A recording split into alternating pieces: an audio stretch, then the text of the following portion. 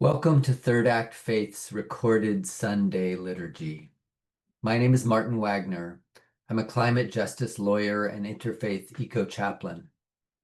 My lifelong experience as an activist and over 2 decades of deep study and friendship with the visionary Buddhist scholar, author, and activist Joanna Macy have called me to offer moral and spiritual support to people like you working to heal our world.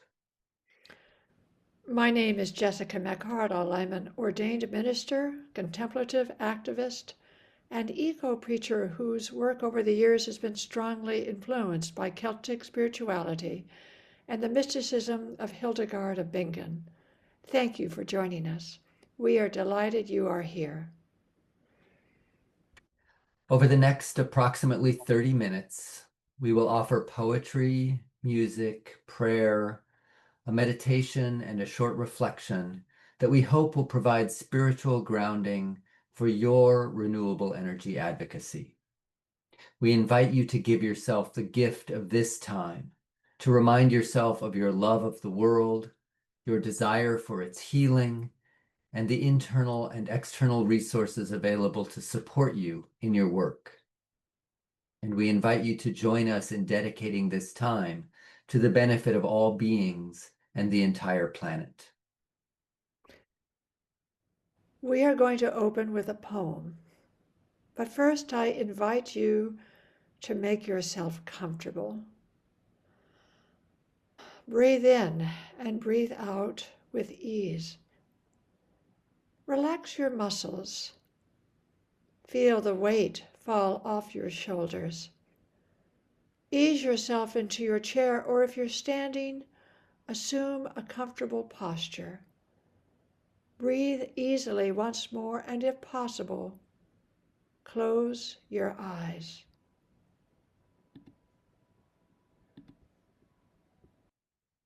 Why I Wake Early by Mary Oliver. Hello, sun in my face.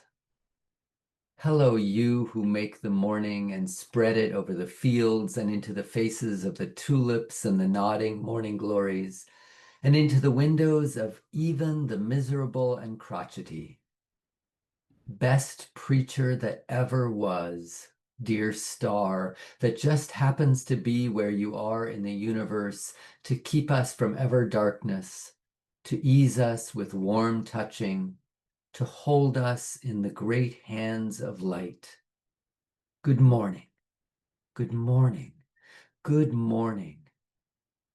Watch now how I start the day in happiness, in kindness.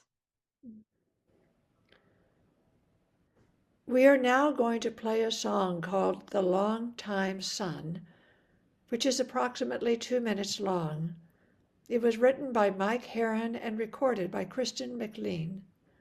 You are invited to reflect on what you appreciate about the sun.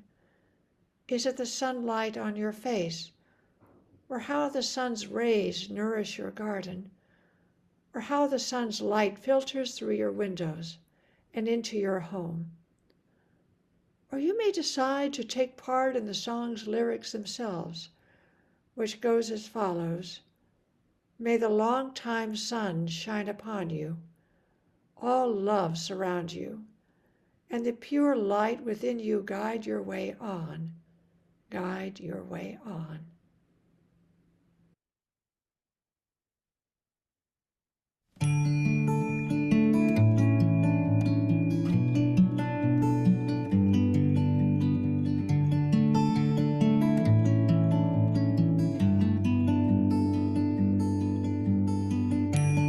May the long time sun shine upon you, all love surround you,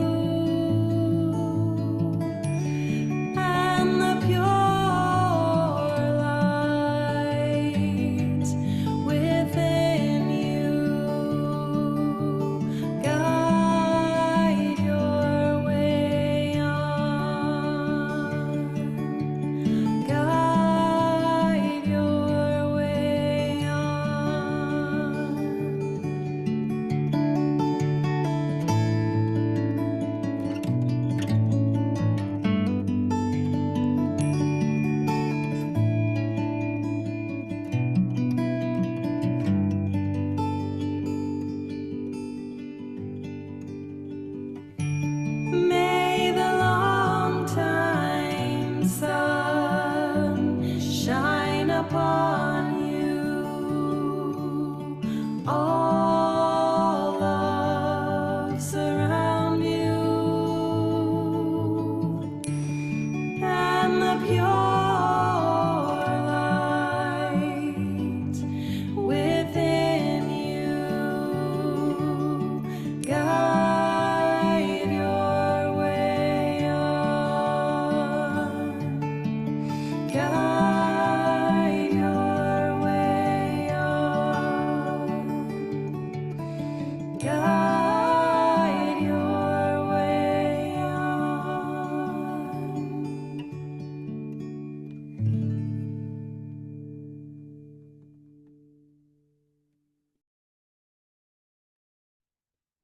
Thank you for introducing us to that song, Jessica. We invite you now into a 5 or 6 minute guided meditation that will ground you in the inner and outer resources you need as you face the world and its suffering and act for its healing. So we invite you now to settle into your seat or make yourself comfortable where you're standing and give yourself the gift of this time.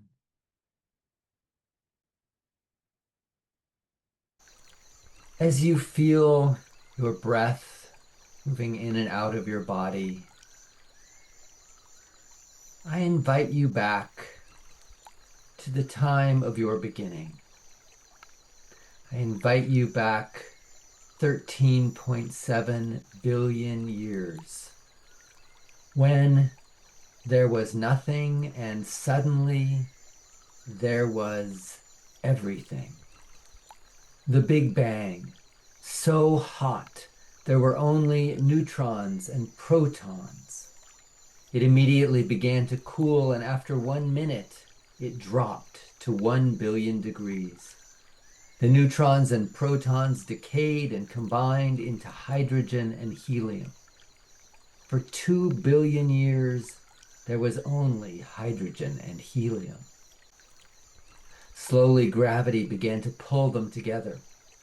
More and more of these elements until they were heavy and dense and began to heat and burn. And these stars burned the hydrogen and helium into heavier and heavier elements: oxygen, iron, carbon. This went on, more and more stars building, until 4.6 billion years ago, one star exploded into a supernova. It sent its elements into space in a cloud of gas and dust. Some of it coalesced into planets. One of those was Earth. Space dust and asteroids carried carbon from other stars to this new planet, where it reacted with oxygen to create an atmosphere made up mostly of carbon dioxide. That planet existed in that way for another billion years, until 3.5 billion years ago, a miracle. Life began. Maybe it came on a comet, maybe it was generated spontaneously, but early bacteria developed the miraculous ability to use the energy of the sun, a constant, endless source of energy, to combine water and carbon dioxide from the atmosphere to make a carbon-based sugar, which they used to grow. In the process, they released oxygen, the oxygen that you are breathing now. For billions of years, life used the energy of the sun that shone every day, to take carbon out of the atmosphere and make it into more life. Life evolved, more complex plants, and then animals that captured the sun's energy indirectly by eating those who knew how to capture it directly. This process of evolution continued, each being a new way to convert the energy of the sun into life. Eventually, humans arose. Humans with brains to create ever more complex ways of using the energy of the sun for life. New ways of growing food with the sun. New ways of building shelter with materials made of the sun's energy. new ways of powering their endeavors with the stored energy of the sun. Finally, you were born into this body made from the sun, this body that is warmed by the sun, fed by the sun, moved by energy from the sun. Take a moment now to feel your body. Feel your toes, your legs, your torso, your arms, your fingers, your neck, your head. Know that all of these parts of you, all of you, are a gift and product of the sun. Feel your breathing. Oxygen released by plants using the sun's energy to make more life is breathed in to power you. Your breathing releases carbon dioxide in a gift of reciprocity that keeps this cycle of sun-powered life alive. Feel yourself as a manifestation of the sun. And as you sit here, the heat of your body, a manifestation of the sun, your breathing, an expression of the sun's power. Listen to this poem by Hafiz. Even after all this time, the sun never says to the earth, "You owe me." Look what happens with a love like that. It lights up the whole sky. Thank you for that meditation, Martin. We are inviting you to join us in a call and response based on a speech by Chief Seattle in 1854. You are invited to join Martin in the response. This we know, the earth does not belong to us. We belong to the earth. This we know, all things are connected. Like the blood that unites one family, we are merely a strand of it. Whatever we do to the web, We do to ourselves.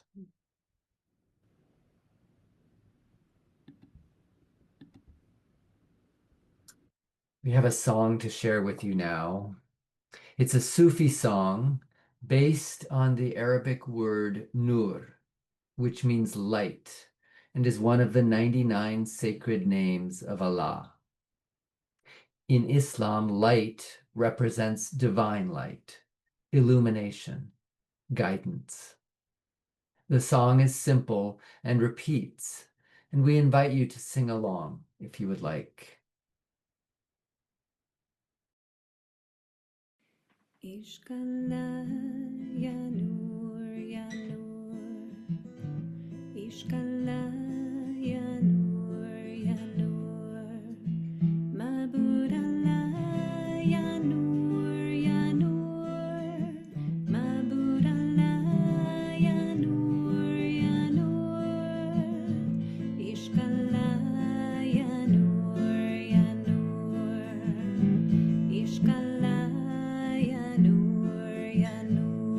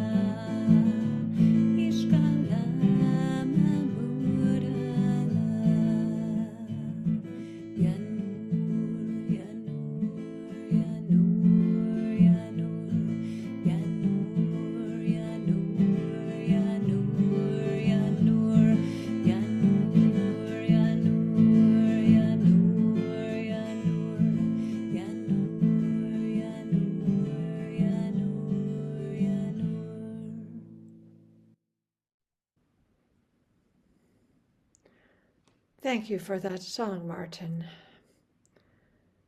Before us now is the opportunity to reflect on the relationship between solar renewable energy and creation itself. It is our hope that this reflection will help you be further grounded in your understanding, as well as a sense of further giving you purpose as you go about the works in terms of saving our planet. Earlier this month, I witnessed the morning sunrise coming over the distant hills. Its glow was resting on a vast expanse of surrounding water. In the distant horizon, the early morning rays flooded the sky in hues of crimson, mixed with the colors of orange and yellow. Everything, absolutely everything, was saturated with light. Yet, in the wake of all this beauty, we also face a catastrophic crisis. As issued from the Center of Biological Diversity, including UC Berkeley and Boston University, the science cannot be any clearer that fossil fuels are destroying us. There will be additional deaths and physical and mental health harms from escalated climate disasters, disease transmission, food insecurity, and the displacement of people. And oil, gas, and coal will continue to condemn us to more deaths, wildlife extinctions, and extreme weather disasters unless we make dirty fossil fuels a thing of the past. So I want you to imagine comparing solar power to the natural process of photosynthesis. Because when we do so, we realize that renewable energy, like the process of photosynthesis, is also a multiplier. For while neither solar or wind power are innately natural like plant and tree life, nevertheless, renewable energy also strives to replicate a safe and ongoing process that benefits not just one or a few, but the many. And likewise, when we promote renewable energy as a multiplier that benefits not just one person or a few, but as an energy source that is beneficially expansive for all, then it exhibits the spiritual quality of promoting the public good. For unlike fossil fuels, which leave a legacy of toxic pollution, early death, and acute suffering in its wake, solar and wind's response is one of defiance and a celebration of life. It is defiant because renewable energy stands against the behemoth interest that justifies amassing wealth for the few while unleashing misery for the many. But renewable energy is also a celebration because it seeks to provide abundant and clean energy that potentially could benefit all of humankind and creation. In protecting the common welfare of the human family, more than human creatures and the entirety of the planet, we usher in the spiritual qualities of protectiveness and commitment to repair our world. Yes, while there is work to be done concerning the recycling of solar panels and improving battery life, still, when implemented mindfully, the benefits of renewable energy far outweigh these considerations. More so, imagine that if we applied the spiritual dimension of reverence and love for creation and the earth, and to the work we do, then we can do so in ways that are less harmful and more equitable. For in Celtic spirituality, all of life and the earth itself is sacred.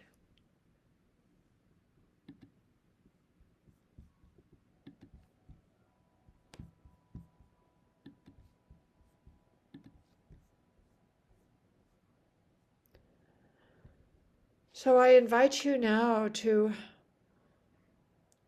attend to a spiritual blessing that it was offered in Iona last month when I was there.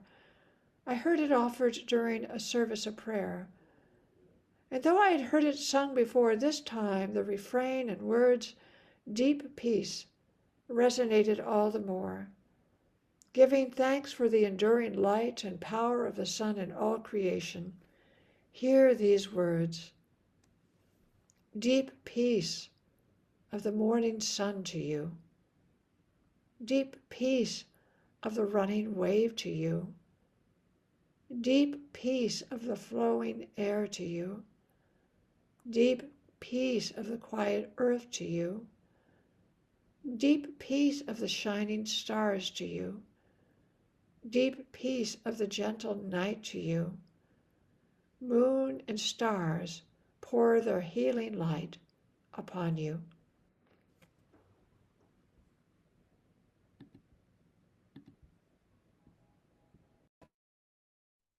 May it be so. Thank you, Jessica. We will wrap up our time here today with a song. And as you listen, I invite you to feel your love for Earth, for the human and other beings here, and for life itself. I invite you to feel your concern for Earth and her beings in the face of climate change and other suffering that we are experiencing. Does your love and your concern draw you to act in service to life? If so, I encourage you to find your way to do so. One thing you can do if you're looking for suggestions is to visit the Third Act website at www.thirdact.org, which includes resources for how you can become engaged in action to protect the climate and democracy.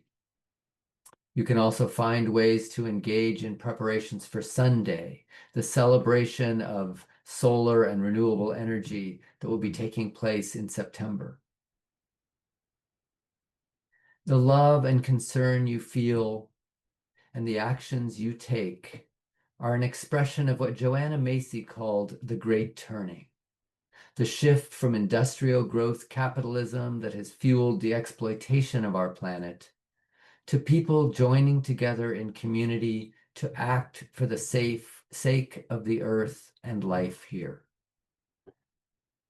The following song is by Mamuse.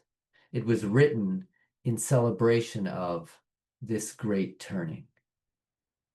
May we all go forth in love to serve earth and life and all beings.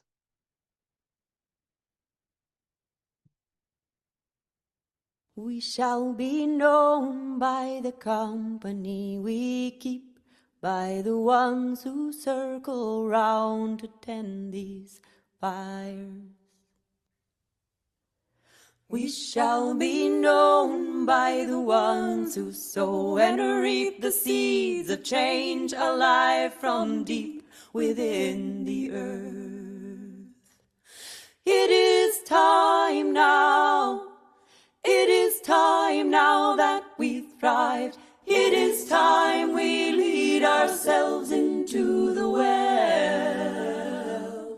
It is time now, and what a time to be alive. In this great turning we shall learn to lead in love. In this great turning we shall learn to lead in love.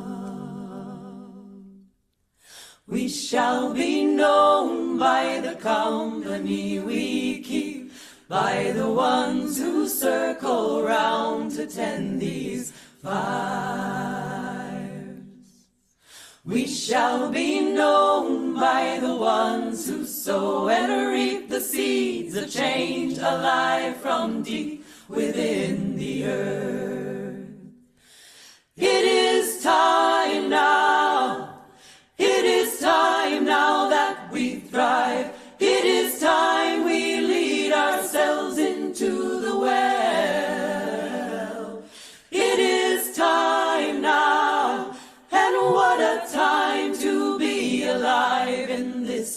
turning we shall learn to lead in love. In this great turning we shall learn to lead in love. We shall be known by the company we keep, by the ones who circle round to tend these fires. We shall be known by the ones who sow and reap the seeds of change alive from deep within the earth. It is time now, it is time now that we thrive. It is time we lead ourselves into the well. It is time now, and what a time to be alive. In this great turning we shall learn to lead in love. In this great turning we shall learn to lead in love. In this great turning we shall learn to lead in love. In this great turning we shall learn to lead in love.